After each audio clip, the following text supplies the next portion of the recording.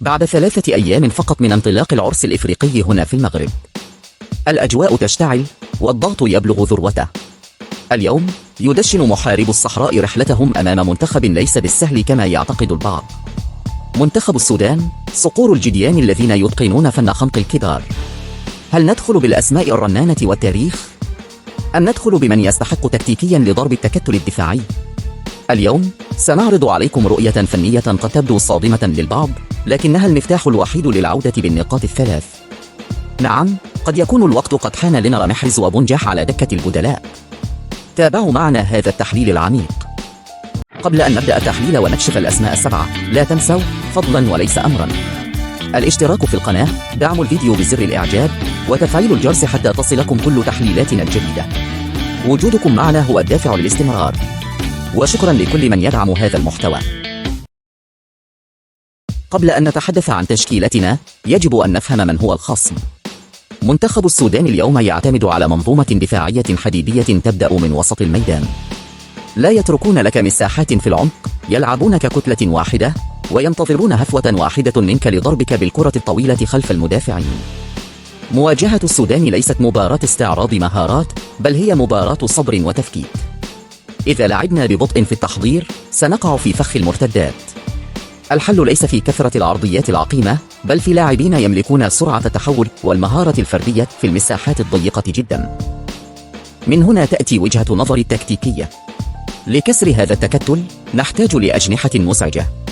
أنيس حاج موسى وبولبينا هما الخيار الأمثل. لماذا؟ الجرأة في 1 ضد 1، كلاهما يملك قدرة خارقة على سحب المدافعين وخلق الفوضى على الأطراف.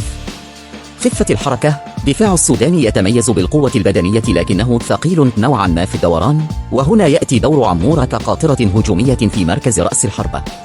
سرعة عمورة ستكون سما قاتلا في ظهر مدافعيهم.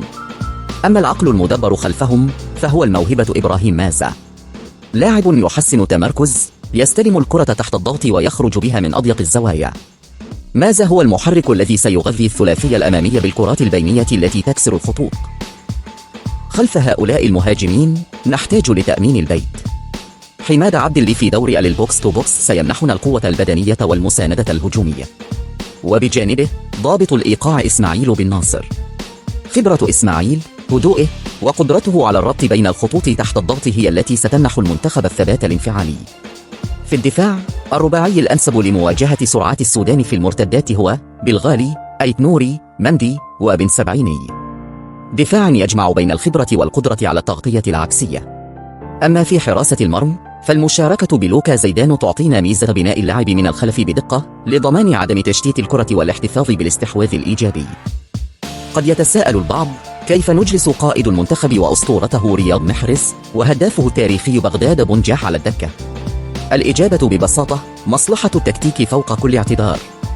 محرز وبنجاح أوراق رابحة فوق العادة، لكن في مباراة تتطلب انفجارا بدنيا وسرعة تحول قصوى منذ الدقيقة الأولى، الشباب هم الأنسب للبدء.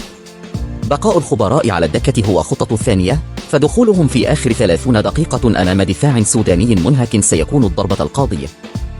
هذه قراءتنا الفنية لموقعة السودان. السرعة، المهارة الفردية، والجرأة في التغيير هي مفاتيحنا لل3 نقاط. بيتكوفيتش أمام اختبار حقيقي لإثبات أن المعيار هو الجاهزية التكتيكية وليس الأسماء. وأنتم يا جمهور الخضر، ما رأيكم؟ هل تجرؤون على البدء بتشكيلة خالية من محرز وبنجاح؟ ومن تراه النجم الذي سيفك شفرة السودان؟